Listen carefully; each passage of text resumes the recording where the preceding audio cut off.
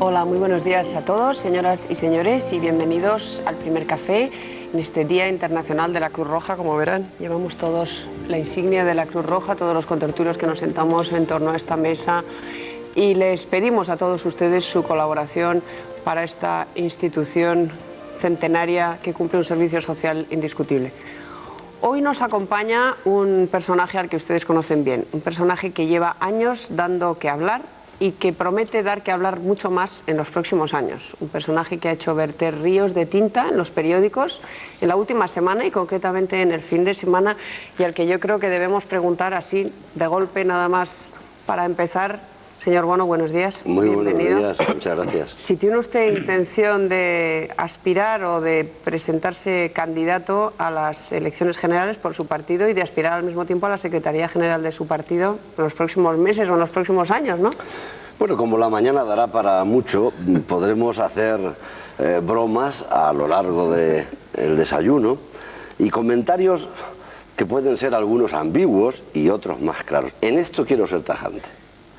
Y quiero ser tajante para decirle que lo único que tengo claro es que deseo ser presidente de Castilla-La Mancha, que desde luego es la última vez que me presento a las elecciones en Castilla-La Mancha, porque una ley limita los mandatos y la hemos promovido, y que no tengo el más mínimo interés para postularme a la presidencia del gobierno ni a la Secretaría General de mi partido. No tengo en la cabeza más que la aspiración de que el día de San Antonio, el 13 de junio, pueda obtener la mayoría de los votos en Castilla-La Mancha, que es a lo que aspiro. Bueno, seguiremos hablando porque no sé si le termino de creer, señor Bono. Usted tiene tendencia a una fe, diríamos, mutilada. Es la fe minusválida de quien no acaba de entregarse. Pero yo con el tiempo y unos cuantos desayunos espero dulcificarla en lo que a la fe se refiere. En los políticos lo va a tener usted muy duro, señor Bono, porque son muchos años de conocerle, pero no desesperemos. Si de torear se tratara, no tenga la más mínima duda que entre algunos periodistas y algunos políticos prefiero a algunos políticos. Sí, hombre, claro, el que a los suyos parecen Ramírez. Seguimos hablando. Don Alfonso Sía, muy buenos días. Buenos días, Isabel. Yo te voy a contar una cosa. Hoy ha demostrado porque es un peligrosísimo, en el buen sentido, adversario político. Estábamos, antes de este programa, estábamos desayunando en el salón oval de aquí de Antena 3, tomando un café. Yo iba a abrir una botella de agua, estaban las botellas de agua con la chapa puesta, y ante mi estupor se ha levantado el presidente de Castilla-La Mancha, ha cogido una cartera, ha sacado una abrebotellas, las ha abierto y ha vuelto a meterla. Es decir, un presidente de una autonomía que lleva prevista hasta esa contingencia, pues hay que tener narices, ¿eh? Bueno, de hecho me han soplado que lleva usted relojes de Castilla-La Mancha, que lleva usted navajas de Castilla-La Mancha. Pero en la cartera, lleva usted de todo. No, en la cartera llevo muchas cosas, pero sí, francamente, relojes no, pero que don Alfonso haya tenido la amabilidad de contar esta anécdota, que es cierta, lo único que pone de manifiesto es que uno intenta ser eficaz, porque hay gente que en las carteras llevan cosas perfectamente inútiles. Hasta papeles. No, yo la llevo llena, pero un abridor siempre viene bien, aunque sea para abrir el agua, don Alfonso. José Mari Calleja, buenos días. Buenos días, soy testigo de que realmente ha abierto la botella. Yo estaba temiendo que sacase un abrelatas de esos del explorador de un momento a otro, pero como Alfonso hace tiempo que no desayuna sardinas, pues no ha tenido... Y Jesús Cacho, buenos días. Hola, buenos días, Isabel. Dios mío, ¿cómo está el patio? En fin, se lo voy a preguntar de otra manera, señor Bono. ¿Tiene usted intención de concurrir a las próximas elecciones generales como diputado? No. ¿No se va a presentar a diputado? Tajantemente, no. Tengo intención de hacer todo lo posible para que esta última legislatura a la que me presento en Castilla-La Mancha sea la legislatura en que hagamos en mi región lo más importante, porque sinceramente creo que lo más difícil lo hemos realizado. Entre otras cosas, fíjese, que una región como la mía, que hace 15 años, 10 años, pintaba nada en el concierto nacional, no estaba en el mapa político. A Castilla-La Mancha la llamaban Castilla-León, Castilla-La Nueva, cualquier cosa. Nosotros que no tenemos estandartes antiguos, que no tenemos historia autonómica y tantas veces se nos recuerda que en este momento Castilla-La Mancha tenga voz y su voz cuente y su voz sea tenida pues en consideración, y que incluso de su presidente se hable como aspirante a la presidencia del gobierno, a mí me agrada, pero para a continuación añadir que no tengo esa pretensión y que mi respuesta a su pregunta es tajante. No iré en las elecciones generales como diputado o como candidato a diputado, porque previsiblemente... ¿Eso lo ha hablado usted con su amigo Gallardón, don Alberto, o no? ¿De verdad? ¿No han hablado nunca de eso? Mire, don Alberto Ruiz Gallardón tiene suficientes problemas en su partido como para que yo ahora le ponga más difícil el asunto, ¿no? Él y yo hablamos muy a menudo. Hombre, le ha prologado su libro. El libro José Bono se presenta, que se está distribuyendo en muchos hogares de Castilla-La Mancha. Se está enviando por correo, he leído. No, por correo no. Bueno, por envío, vamos, por mensajero. Tampoco. ¿No? Es que en mi partido tenemos una ventaja, y es que los militantes nos ayudan, y entonces una editorial lo ha editado, hemos comprado un número de ejemplares y los militantes del partido lo llevan a personas que pensamos que puede resultarles de algún interés, como a usted se lo he traído esta mañana. Está. Digo que se lo prologa Mis Amigos, presentado por Alberto Ruiz Gallardón. Efectivamente. Es amigo suyo. Es que, ¿Por algo será? Pues no, por algo será, porque somos amigos. Miren, esto se lo digo con toda sinceridad. El día en que en España no resulte extraño que un dirigente de un partido sea amigo del dirigente de un partido adversario, ese día habremos avanzado mucho en nuestro país. Lamentablemente todavía sigue siendo extraño, y algunos incluso se escandalizan o dudan, pues que Alberto y yo seamos amigos y que nuestras familias se lleven bien y que de vez en cuando coincidamos, no para hablar de política, sino para estar con nuestros hijos juntos y para dar un paseo por el campo. Y lógicamente hablamos, y de lo que más hablamos es de política. Y tenemos muchas coincidencias, pero yo no las voy a hacer públicas porque, ya digo, sería en algún caso susceptible de ser mal utilizado contra Ruiz Gallardón y contra mí. ¿Sabe usted, don José, que Gil Robles, don José María Gil Robles y don Indalecio Prieto, que tantas y tantísimas veces habían debatido en el Congreso, la primera vez que tomaron un café juntos y se sentaron en la misma mesa fue en el exilio? Sí. Que eso es lo que marca aquella tragedia que era España. Y me parece que después de ese café comentó Gil Robles, si esto hubiese sido posible antes... Podría haberse evitado alguna dificultad. Pero ya que cita a Indalecio Prieto, a mí siempre me sorprendió algo que mucha gente ignora. Es que hay mucha gente que desprecia lo que ignora. José Antonio Primo de Rivera tuvo un problema muy serio y muy grave porque encontraron en su casa, siendo diputado, unas armas. Y por aquello se solicitó suplicatorio para procesarle en las Cortes. ¿Y saben ustedes quién defendió el suplicatorio? Indalecio Prieto. Porque Indalecio Prieto tenía buena relación con Primo de Rivera. En un momento, claro, imagino que luego se deterioraría. Pero en nuestro país, antes, ahora y yo creo que siempre, la política nos divide, es normal, pero no debería dividirnos hasta el punto de considerarnos, como decían los romanos, que los romanos dividían en dos palabras muy bonitas. Decían hostes para el adversario e inimicus para el enemigo personal, para el que odia. Yo creo que debemos acostumbrarnos a que se pueden tener ideas distintas y compartir afectos. Desde luego los comparto con Alberto Ruiz Gallardón y con algunos otros, ¿no? Y esto creo que es bueno, y es muy malo instalarse en el odio político o en el odio social, porque desde que se cayó el muro de Berlín, lo del odio social no cotiza nada más que en algunas mentes enfermizas que casi tendrían que estar en los museos arqueológicos, porque en España ya vamos en otra dirección. Y en esas conversaciones con Alberto Ruiz Gallardón, usted le ha dicho que no se va a presentar a diputado, que no se va a presentar a presidente del gobierno, ¿y él qué le ha dicho? Pues él ha dicho en público, que probablemente sea el candidato después de que el señor Aznar deje de serlo en el compromiso que ha adquirido de 8 años. Y en ese sentido, yo le diré lo que dicen en mi tierra. En mi tierra, no, por cuestión de cortesía, con el enfermo no se empieza a hablar de herencia hasta que no le ven que está a punto de inclinar. Y algo debe estar ocurriendo en el Partido Popular cuando vemos que el causante parece no enterarse en el fin de semana y sin embargo los deudos, más que llorarle, ya están hablando de sucesión. Porque son muchos los que dicen, yo quiero suceder, otros que dicen, yo quiero ser albacea, ¿no? Ha dicho Zaplana, yo no seré, pero quiero ser de los que decidan. Estamos cerca de que se produzca la previsión sucesoria. O sea, que está enfermo Aznar.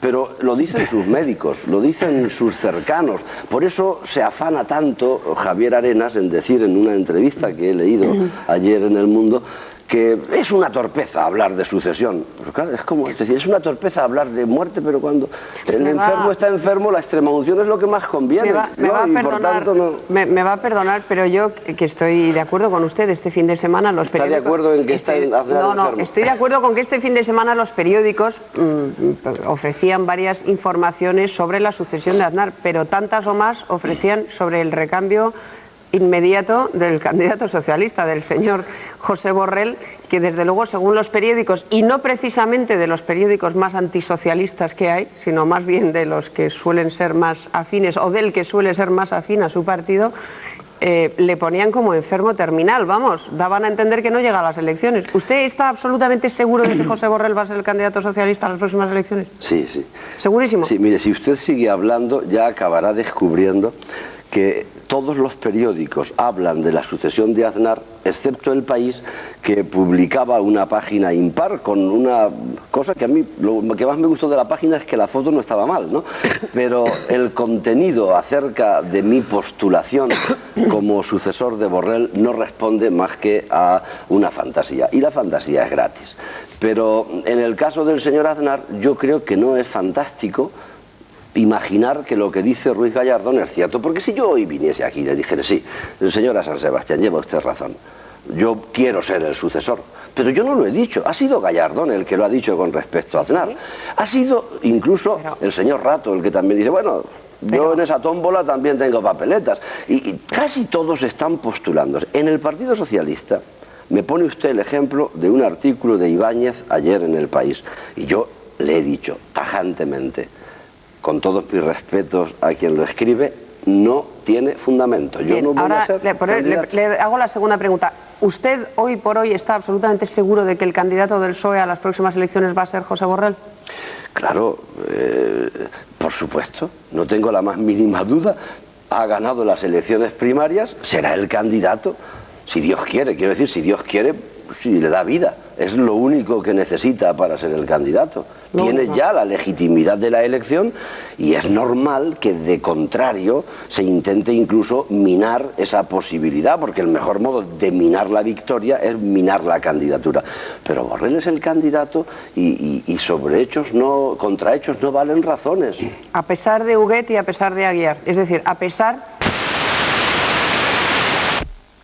Si Borrell hubiese dado cuartelillo a lo que parece que son dos sinvergüenzas, yo hoy estaría aquí diciendo lo que un día dije en relación con el caso Juan Guerra. Si es inocente, me alegraré que lo absuelvan. Si es culpable, me alegraré que lo condenen. De estos dos desvergonzados, lo único que puedo decir favorable es que Borrell, en cuanto que ha conocido los hechos, ha marcado la distancia que hay entre la desvergüenza y la honorabilidad. Se equivocó al nombrarlos. Si los nombró directamente, no hay duda. Pero a este respecto, señora San Sebastián, Cristo eligió a 12. Y de los 12 que eligió, uno fue Judas, le salió traidor. Equivocarse a la hora de elegir le ha pasado hasta a Dios. Imagínese a Borrell. Una cosa... De manera que cuando usted me pregunta... La comparación es... No. No es comparación. Le salió uno traidor y alguno tonto. Yo no quiero tener problemas con la jerarquía. Pero lo que sí le digo es que uno salió traidor y no comparo. Sencillamente le hago esta explicación porque es común equivocarse. solamente aciertan siempre los que no permiten que se reconozcan sus errores. Ya. Por ejemplo, Fidel Castro no suele equivocarse Aznar, pero los mortales se equivocan. Hoy está usted especialmente afortunado en las comparaciones, ¿eh? ¿Por qué? Realmente... No, si quieren entramos en lo de Aznar, es que si no me veo yo... hablando todo el día de los problemas del PSOE y con tantos como... Hombre, le invito a usted aquí para hablar del PSOE, cuando quiera hablar del PP invito a uno del PP. No, pero deje, ¿a usted le parece? No, si yo vengo aquí representante sobre todo de Castilla-La Mancha, no del PSOE, ¿le parece poco error la señora ministra que presenta el Partido Popular ahora de cabeza de lista, que haya nombrado 2 directores generales de su ministerio? El anterior director general de Ayudas Europeas y el actual director general de Ganadería, que ambos son unos cazaprimas del lino, porque hay una circular de la Unión Europea que nos avisa a las comunidades: alto, cuidado con los cazaprimas. ¿Qué son los cazaprimas? Pues los que cultivan los despachos en vez de cultivar la tierra. Se enteran dónde hay posibilidad de una buena prima, y el anterior director general de Ayudas Europeas estaba tan al tanto que se llevó 280 millones por cultivar lino, que luego... Mire usted. ¿Y eso es, a su juicio, es comparable a recibir dinero del grupo Torras de don Javier de la Rosa por amañar inspecciones fiscales, ponerlo en una cuenta en Suiza y... Ahora, cuando habla usted no de recibir dinero del señor de la Rosa, ¿se refiere al ministro Piqué? Me refiero a Huguet y a Aguiar. Ya, me refiero a los 2 colaboradores del señor Borrell, y le quería preguntar, si me lo permite, por la responsabilidad política. Es decir... Pero déjeme que le termine de decir lo del linaje. Lo del linaje es que en el lino hay mucho linaje. Fíjese que el lino lo cultivan y luego se quema, porque han ardido 3 fábricas en España. Y dicen, pero es legal. Claro. Poner un sex show también es legal, pero si mañana el sex show lo pusiera el señor Cardenal, diríamos que es inmoral. Mañana inspecciones de Hacienda no es legal. No, pero escuche. Es ilegal. Pero no, si yo voy por partes. No, va por partes. Usted va al lino y a mí me parece muy bien. Estaba terminando el lino y usted no me dejaba acabar. Y ahora seguimos con el resto. En el lino, digo, me parece una situación de inmoralidad que el director general de las ayudas europeas sea un cazaprimas. Dicho esto, a mí me parece que quien tiene que pagar impuestos y no los paga, a nadie nos gusta pagar impuestos, a nadie, pero no pagar los impuestos que se deben es un acto pues, que puede ser hasta delictivo, ¿no? Los inspectores fiscales que favorecen a través de dinero las inspecciones fiscales de sus amigos son unos delincuentes y deben ir a la cárcel. ¿Usted cree que yo voy a gastar ni un minuto en defender a 2 sinvergüenzas? A la cárcel con ellos, porque no tengo... Mire, no, si lo único que querría saber, dígame, si usted opina que hay una responsabilidad política adherida al pecado por omisión, digamos, al no darse cuenta de lo que estaba ocurriendo y al mantener en sus puestos a 2 señores que estaban actuando absolutamente al margen de la ley. Si se hubiese sabido esta circunstancia y se les hubiese mantenido, la responsabilidad política es que, conociendo un hecho que puede ser susceptible de ser calificado como irregular, o se oculta o se justifica. Pero conocido el hecho, la reacción que ha tenido Borrell es la de la honorabilidad. Y por otra parte, el Partido Popular debería hacer bien pensando que descubrir una irregularidad en estos 2 desvergonzados no tapa las suyas. Porque me ha citado usted al señor de la Rosa. Señor de la Rosa, todo el mundo sabe que fue el que puso al actual ministro de Industria, por ejemplo, de presidente de Ercros. De manera que si alguna maña se dio de la Rosa en estos asuntos de manejar con destreza de derechas, pues al señor Piqué lo debió manejar a la perfección. Y le digo que no va a encontrar nunca en mí complicidad con ningún desvergonzado porque exhiba el carnet que exhiba. ¿Hasta cuándo va a estar la política española empantanada en esta situación de ustedes lanzan una acusación, ustedes son a su vez acusados, el PSOE saca un caso de corrupción en el PP saca un caso de corrupción en el PSOE? ¿No creen que esa situación está envileciendo el clima político del país y sobre todo está dando un resumen a los ciudadanos todos los políticos son iguales, la política es algo que es nefasto, están todos corruptos, que va a retraer a los ciudadanos precisamente? ¿No piensan ustedes en frío cómo acabar con este rifirrafe continuo? Sí, señor Calleja, a lo que usted dice, ¿sabe? Amén, amén, porque estoy de acuerdo y lo único que se me ocurre es que hay que tomar medidas exageradas, porque exagerada es la situación y desvergonzados los ha habido y los hay en todas partes. Y los hay en todas partes. Yo tomé una medida, no me quiero poner como ejemplo, pero tomé una medida, una iniciativa que fue muy criticada. Y es una medida que yo me he traído y me he permitido, porque no hay que ser profeta para averiguar que este tema saldría.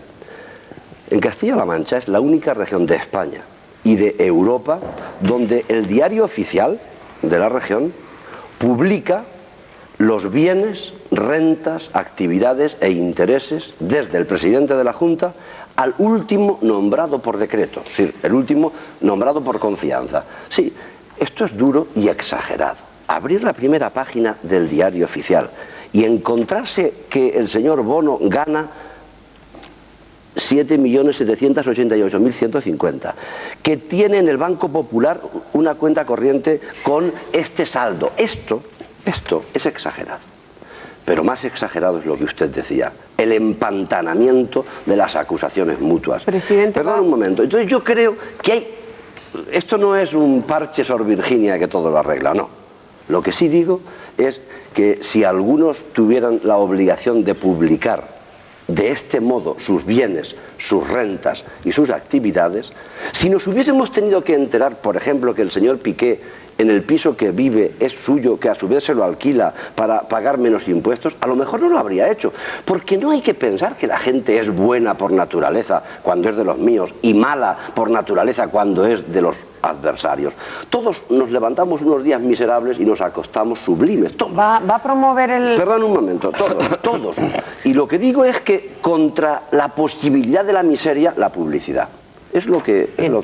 Perdón, don José. No, es que quería preguntarle, si me permites, aparte de que el diario oficial publique las declaraciones de la renta, si las Cortes de Castilla-La Mancha van a promover una comisión de investigación sobre las adjudicaciones de la Consejería de Obras Públicas, que según ha denunciado el Partido Popular ante la Fiscalía, hicieron adjudicaciones irregulares durante los años 95, 96 y 97 por importe de 22.000 millones de pesetas. Ahora me deja usted contestarle. Si lleva usted hablando los veintitantos minutos de programa, ha hablado pero para eso me prácticamente han invitado, ¿no? Claro, pero no me diga que le deje contestar. No, pero, si no es otra pero cosa yo más que cuando me dejarle. preguntan qué medidas el señor Calleja, se la digo y la traigo, y la señora San Sebastián apenas si me deja terminar diciéndome, sí, pero a usted le han acusado de... Bien, voy con ello. Qué mala soy. Mea culpa, va a tener que interceder usted conmigo con el cardenal Primado. Usted sabrá cómo se ha levantado esta mañana. Ya digo que hay gente que se levantan sublimes y se acuestan miserables, pero lo predico en general. Mire, el Partido Popular, gracias a Dios,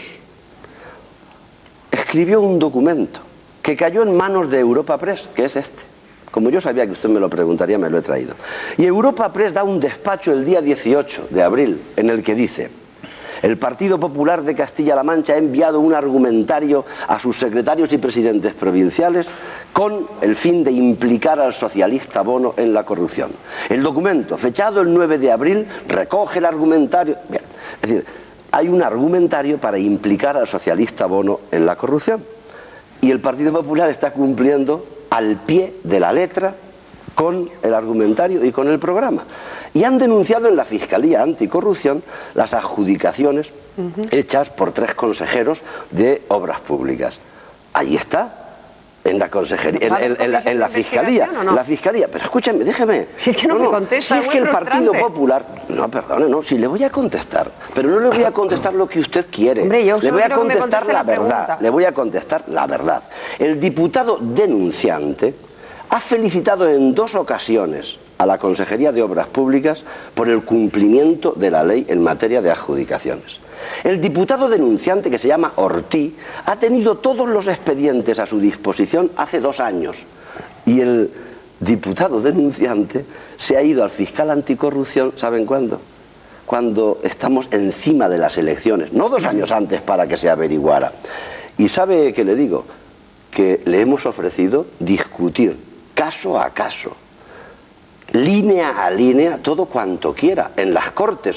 Y por ¿En una comisión de investigación? comisión de investigación y lo que quieran. Pero No, si en no, Castilla... y lo que quieran, ¿nos va a haber una comisión de investigación sobre ese asunto? Bueno, pero usted es la específico? diputada del PP que me la pide. No, yo le estoy preguntando porque ustedes desde el PSOE Pregunte han usted. protestado mucho porque el PP no ha pero aceptado me una com- comisión de pero no investigación se me sobre el escape. caso Piqué. Usted Entonces yo le representa al pregunto. Partido Popular en este No, acto. señor, yo represento... Usted me pregunta, ¿están dispuestos Hasta a la acá. máxima transparencia, En el- incluso con comisión de investigación? Pues mire, señora San Sebastián, sí. Bien, ya está, Claro, ¿qué le voy contestada a la decir? pregunta. Sí, Nada más. pero porque queremos la máxima transparencia frente a la calumnia que Europa Press, gracias a Dios, publicó. Porque el Partido Popular en mi región, por cierto, podría publicar en el diario oficial los alcaldes del Partido Popular y los alcaldes socialistas. En esa ley de la transparencia no están obligados a publicarlo. Pero hay un artículo en la ley que dice, gratuitamente se publicarán las declaraciones de bienes de los alcaldes de la región. Y el señor alcalde de Toledo, por ejemplo, se le ha abierto un expediente por infracción tributaria grave, se le ha invitado a que publique su declaración de la renta de este modo, como yo, y ha dicho que no. Y se le ha enviado una carta por escrito ofreciéndole su derecho y ha dicho que no. ¿Y sabe qué le digo? Que contra las tinieblas la luz. Y al presidente de Castilla-La Mancha le puede ganar usted en un debate dialéctico, pero en transparencia no, porque lo que tengo, lo que gano, lo que soy y lo de mis consejeros está aquí. Y por último, mire, el otro día creo que se lo decía Rubalcaba aquí. Yo comprendo que hay asuntos que el calumnia que algo queda todavía funciona, pero los consejeros no tienen que temerle a nadie porque hacen las cosas bien. Pero si tuvieran que temerle a alguien, le temen más al presidente de Castilla-La Mancha que al fiscal anticorrupción. Eso se lo aseguro. Entonces, ¿ahora por qué? De todas maneras... Pues porque en esto, tocante a paja, señora San Sebastián, ni un granzón. Bien, bien. Don José, resulta difícil que haya algún más tuerzo del PP o del PSOE que todavía sea capaz de dar esas instrucciones por escrito. Yo lo leí en el diario El Mundo, que había aparecido un despacho de Europa Press, y me resulta inconcebible, vamos, es desde luego... Sí, a mí también. Ese pasó por Salamanca y luego se doctoró en teología en Bueno, es que además, señor Cacho, además de personas malas, las hay tontas. Las hay tontas. Y los hay tontimalos Evidentemente, también. el que imaginó esa felicidad era realmente tonto. Sí, sí. Pero voy a lo que decía mi compañero Calleja. Al final el clima en el que estamos viviendo, que yo creo que es absolutamente siniestro y terrible para la clase política, insoportable, inaguantable, aburrido, pelmazo, entre otras cosas, lo han relanzado ustedes, lo han relanzado el PSOE, seguramente con razón, porque la oposición del PP fue muy dura, porque hasta las elecciones del 3 o 6 de marzo del 96 hubo una posición muy dura y ustedes han decidido devolver la misma pelota, es decir, ustedes también. Y eso le está haciendo un daño, yo creo, que a la vida política brutal. Brutal. Y ahí tienen su parte de responsabilidad, evidente. Claro, como yo no puedo negar, porque por otro lado, perdóneme que termine, por otro lado, no se advierte que el PSOE esté planteando soluciones adecuadas, por ejemplo, su modelo de IRPF, su modelo de financiación, etc. Muchas cosas de política, muchas cosas. Solo hay corruptela, el caso Zamora, el caso Tenerife, tal. Es decir, que vosotros corrupción, pues ahí tenéis más corrupción. Bueno, yo creo que todo esto es muy subjetivo y depende desde donde se mire, ¿no? Pero en relación con lo que usted dice, yo trato de ser creíble y desde luego le decía a su compañero Calleja y le digo a usted que no considero que los míos son los buenos y los otros son los malos. Que escuchar al que discrepa puede ser no solamente educado, sino hasta puede ser inteligente porque puede llevar razón, ¿no? Y yo hay gente del Partido Popular a quien escucho con respeto. Y hay otros a los que de entrada me cuesta escuchar con respeto porque me da la impresión de que han sido como los sepulcros blanqueados. Es decir, son aquellos que cuelan los cominos y se tragan los camellos. Es decir, a mí no me parece razonable que el Partido Socialista en el gobierno haya tenido que soportar la trilogía permanente de algunos partidos, concretamente el PP, y algunos medios de comunicación a su servicio, y que ahora, cuando los tribunales, porque fíjese que hay casos en los que el Partido Socialista no es ni parte, cuando los tribunales, por ejemplo, en el caso Zamora, los tribunales están a punto de tomar una decisión, dimiten 2 de los aforados para que el asunto vuelva al juzgado de Zamora, porque a estas alturas no creo que nadie en España dude que la dimisión de los aforados es para que el asunto vuelva al juzgado de Zamora y tarde más. Quiero decirle con esto, que no se pueden tener 2 varas de medir y pensar que lo que hacemos nosotros es lo bueno, lo que hacen los adversarios es lo malo. El clima que vivimos es un mal clima, pero mi impresión, señor Cacho, es que ese clima lo inició en la oposición el Partido Popular. ¿Usted es consciente? Sin embargo, creo que hay que salir de él, y el modo de salir, ya le digo que es, frente a la acusación, la transparencia. ¿Usted es consciente de que lo que se filtra a la ciudadanía es que ustedes, los políticos, todos sin excepción, son unos chorizos? ¿O son unos potenciales chorizos? ¿O por lo menos viven rodeados de chorizos? Esa es la opinión generalizada. No le voy a contestar como alguien que nos esté escuchando podría hacerlo, probablemente con razón. Pero entre los políticos hay chorizos y hay gente sublime. Y abunda la gente sublime, que a cambio de nada, con un interés desinteresado, sin cobrar ni un duro, se levantan todos los días a gestionar desde el PSOE, desde el PP o desde Izquierda Unida los intereses de los demás. Y hay predicadores que cobran, que dedican su actividad de prédica a la calumnia, a la maledicencia y a sembrar sospechas permanentemente. Y lo que usted ha dicho, señora San Sebastián, es muy grave. Que lo que le estoy diciendo, es muy grave, porque ustedes, con las acusaciones que se lanzan unos a otros constantemente de corrupción, de tal y de cual, están transmitiendo esa imagen. Perdóneme que le diga que al margen de los errores que se puedan cometer en esta actividad, y ahora le hablo del fondo, no de la apariencia, hay gente sublime y gente miserable, como lo hay entre las gentes de su oficio, y las hay entre los sacerdotes y entre los abogados, hay de todo. Y yo no estoy dispuesto a aceptar, ni mucho menos, que se catalogue a los políticos en términos generales como desvergonzados, porque los hay, pero en otras actividades los hay, y en esta nuestra, desde mi punto de vista, son minoría, y aquí los defiendo a todos, sean de derechas, de izquierdas o incluso hasta los que pueda haber de centro. Bueno, ¿qué opinión tiene usted de la decisión de la Generalitat de Cataluña, de Jordi Pujol, error freudiano, de Jordi Pujol, de haber cerrado... ¿Veis lo que yo digo? ¿Veis lo que yo digo? De haber cerrado 3 emisoras, y sobre todo esa explicación posterior en la que dijo que se habían cerrado porque es que decían mentiras, al margen de la opinión que tenga usted sobre la línea editorial de esa emisora, que le han cerrado 3, que es el hecho concreto. Bueno, pues mire, la respuesta inmediata me parece mal, me parece muy mal. Y especialmente lo que peor me parece es la razón que el señor Pujol ha dado, diciendo que la COPE miente. ¿Y quién es él para juzgar si la COPE miente o la COPE no miente? Él no es el juez, y mucho menos el juez supremo que meta baza en el octavo de no mentirás. A él no le debe importar esto a la hora de hacer política. Ahora bien, dicho esto, que me parece muy mal, creo que cuando se hace un concurso de frecuencias, o se modifica por ley, o todos los que concurren tienen que tener igualdad de oportunidades, y no los que tienen ya la emisora con anterioridad partir del derecho de que se les va a otorgar juris et de jure, no.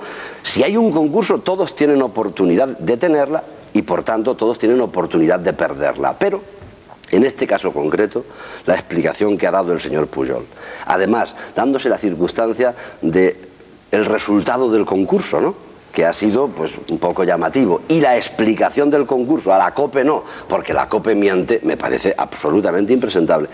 Y además creo que el señor Pujol debe estar arrepentido, porque incluso el señor Pujol se equivoca, y yo creo que se ha equivocado, y debe estar arrepentido, y alguna corrección tendrá que hacer. Creí que me iba a preguntar usted acerca de qué me parecía esa otra propuesta que también ha hecho de estar en el protocolo antes que el jefe del gobierno. Bueno, evidentemente me parece mal, pero ¿sabe? Yo cuando lo leí, ¿sabe lo que me preocupó? ¿Y será verdad que está por delante del jefe del gobierno? Y en el fondo, ¿sabe a la conclusión que llego? Que Pujol quiere hacer en el protocolo lo que ya es en la realidad, porque desde luego en Cataluña el jefe del gobierno, hablando catalán en la intimidad, manda menos que en Andalucía o que en Castilla-La Mancha. Y me pregunté cuando leí la noticia, ¿cuántos millones nos va a costar que el señor Pujol se desdiga de lo que acaba de decir? Porque no lo dude, esto lo pagamos los españoles en billetes. Y lo pagamos en billetes no porque el señor Pujol sea un señor maléfico, sino porque el señor Aznar, para calmar las peticiones del señor Pujol, normalmente tira de lo que el señor Pujol dice, de dividendos. Pero no hay una cierta sensación que hemos pasado de un Estado centralista, con todo lo que tiene eso de peyorativo, de 40 años de dictadura, de falta de libertades, y que en esta situación de democracia parece que hay una especie de reacción pendular y que dentro de algunas comunidades se está creando, no voy a decir un régimen comparable porque hay libertades, pero sí hay ciertos tics de régimen, de sistema, de a este señor le doy las emisoras, a este se las quito, me creo una red paralela, y que fuera de ciertos lendakaris, sean catalanes o vascos, parece que no hay salvación para la diversidad, que esa diversidad que se exige a Madrid luego no se reconoce en esas comunidades, ¿no?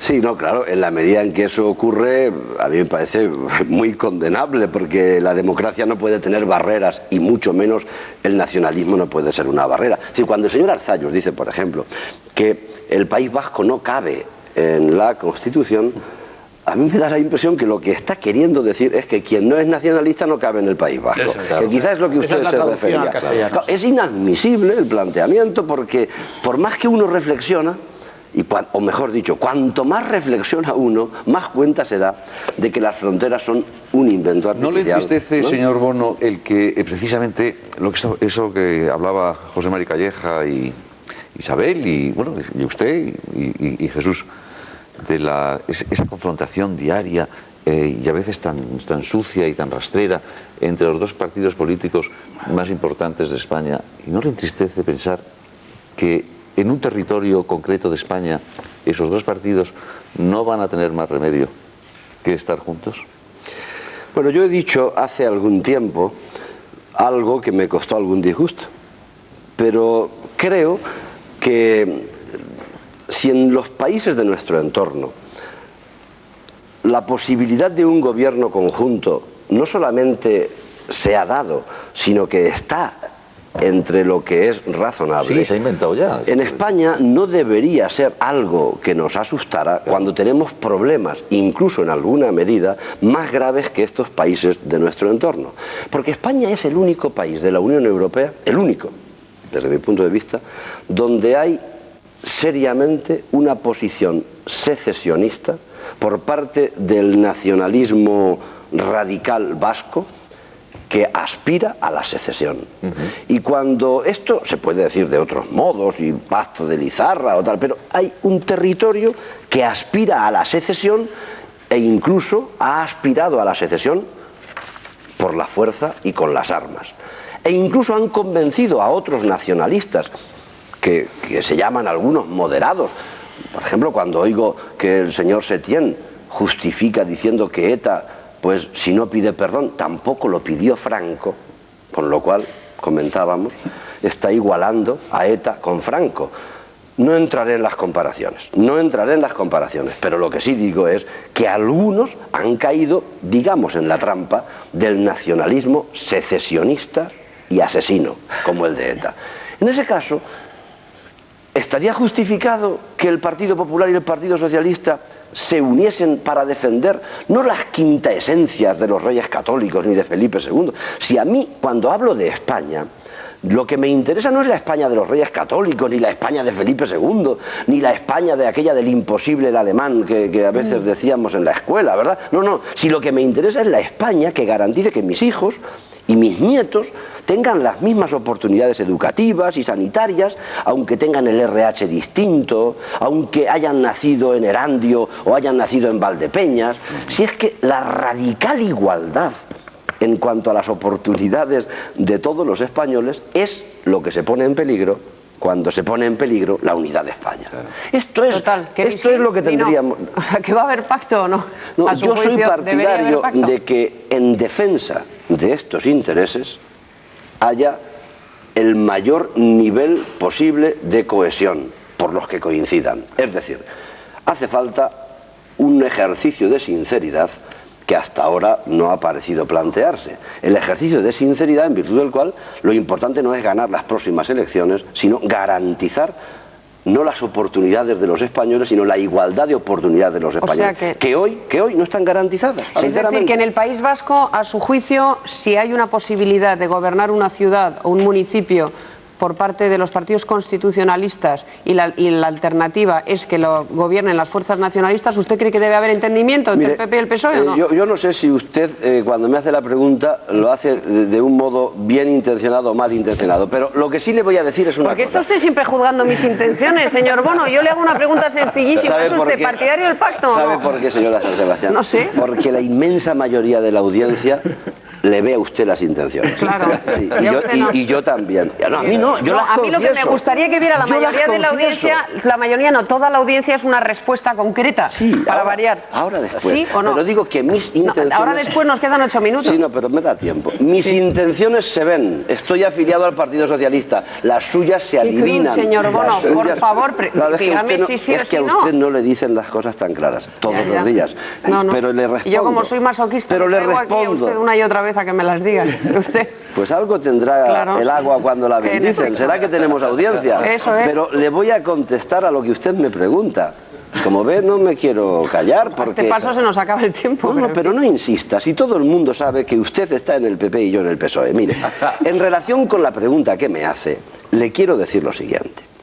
Si mi respuesta fuese que se unan las fuerzas no nacionalistas frente al nacionalismo, estaría perjudicando el resultado electoral del 13 de junio. Y no quiero perjudicar el resultado electoral de las fuerzas no nacionalistas. Y dicho esto, para que todo el mundo lo entienda, quizá menos usted, estoy en la idea de que para defender la unidad de España, que es la igualdad de oportunidades de los españoles, el PSOE y el PP no deben hacer concesiones en materia de igualdad a los nacionalistas, ni una. Pero no hay una situación un poco esquizofrénica porque... Oye, brevísimamente, porque nos quedan 5 minutos y hay una pregunta que me gustaría hacer. No, quiero decir que también en la legislatura anterior ocurría. El Partido Popular, para tener estabilidad en el gobierno central, tiene que pactar con nacionalistas vascos y nacionalistas catalanes con los que no comparte un modelo de Estado. Y está a sartenazos con el PSOE, con el que sí debería de compartir un modelo de Estado. Esta compleja ecuación, ¿cómo se arregla? Pues hace falta, desde mi punto de vista, un ejercicio, como le decía, de sinceridad y de transparencia política. Porque el Partido Popular, cuando llega al gobierno, mejor dicho, hace 3 años, cuando es la noche electoral, quizá ustedes recuerden que en el fragor de creer que habían ganado, sus seguidores más enfervorecidos gritaban aquello de Pujol enano, habla castellano. Y yo creo que esto también es malo. Porque hay nacionalismos moderados de identidad que tienen que ser respetados. Porque yo no soy antinacionalista, aunque no soy nacionalista. Y a la semana siguiente el señor Aznar, que había escuchado con complacencia lo del Pujol enano, ya hablaba catalán en la intimidad, porque necesitaba su voto. Y ya le estaba dando del fondo de asistencia hospitalaria, por cada peseta que da a cada castellano manchego, 10 pesetas a cada catalán. En ese sentido es en el que creo que tenemos que hacer un ejercicio, ya que ha gobernado el PP, tenía derecho a gobernar, un ejercicio de confluencia y no un ejercicio permanente de demonización del adversario. ¿Es usted... Este libro, me ausento ya, este libro, esto como cuando usted no necesita presentarse en Castilla-La Mancha. Y sobre todo... Y esto, como decíamos cuando estábamos en el PC, ¿esto no es culto a la personalidad? Bueno, pues mire, sobre todo es que yo estoy en paz con mi pasado. Y puedo presentar un libro de fotos y asumir que me pongan la lupa, señor Cacho, y el escáner. Porque estando en paz con mi pasado puedo abrirme y presentarme. Hay otros que no tienen pasado, o que no quieren tenerlo, o que dicen que nacieron antes de ayer. Yo asumo el mío con errores, con aciertos, y ahí está para que lo juzguen. ¿Sabe por qué? Porque para mí en las elecciones próximas es muy importante no solo los proyectos, sino las personas. Las personas. Y la persona que se presenta es quien es el presidente y es quien quiere serlo. Y es normal que los ciudadanos no me vean escondido, sino abierto, presentado. Y ahí estoy. Le pregunta Marisa Pérez de Madrid si el libro precisamente lo paga usted mismo de su bolsillo o va a cargo del gobierno de Castilla-La Mancha. Es una pregunta que un diario español mintió diciendo que lo pagaba el gobierno de Castilla-La Mancha. Este es un libro que ha publicado una editorial y del que el Partido Socialista de Castilla-La Mancha ha comprado un número de ejemplares para regalarlo a quien ha creído oportuno, como yo esta mañana se lo he regalado a usted. Señor Bono, nos queda un minuto y esto sí que no quiero dejar de preguntárselo. ¿Es usted partidario de proponer la liquidación del sistema de primarias en el próximo Congreso del PSOE? Soy partidario de que lo pensemos con algo más del minuto que queda de tiempo. Que sí. Ya, no soy partidario de que lo pensemos, porque nada tiene que tender a perpetuarse sin analizar sus ventajas y sus inconvenientes. Este sistema tiene ventajas, tiene inconvenientes y hay que hacer un juicio sosegado en el próximo Congreso. Y una cosa más, usted se ha mostrado de acuerdo con una cosa que nos decía el presidente Chávez también en el primer café en Sevilla hace unos días. Él decía que él creía que el secretario general y el candidato debían ser la misma persona. Usted creo que ha manifestado su acuerdo con eso. El viernes pasado el señor Belloc nos decía que él estaba de acuerdo con eso, pero que el candidato elegido por las bases tenía que ser a la vez secretario general. ¿Usted qué cree? ¿Que el secretario general elegido en un congreso tiene que ser candidato o que el candidato elegido por las bases tiene que ser secretario general? Esto es un galimatías. Yo lo que no, creo... No es ningún galimatías, señor Bono, es una pregunta yo creo que muy concreta. Yo creo que en el... no es lo mismo, no es lo mismo. ¿Contesto? Sí, sí. Al secretario general debe elegirlo el Congreso del partido. Sí. Y el Congreso del partido debe decidir si el sistema de primarias para la elección del candidato a la presidencia del gobierno debe continuar o debe modificarse. Pero el Congreso del partido es en el que se residencia la legitimidad de las decisiones. ¿Y usted qué votaría? En este momento y quedando un minuto me abstendría. Pero si tuviese más tiempo, mi obligación sería dar una propuesta y en el Congreso del partido, querida amiga Isabel San Sebastián, tendré una propuesta. En el desayuno no he podido tenerla, pero en el Congreso la tendré. No, ha estado usted muy ocupado con otras propuestas. Bueno, pues les agradecemos mucho a todos ustedes su compañía. Le agradecemos al presidente Bono su visita y mañana estaremos de nuevo con todos ustedes. Que tengan un buen día.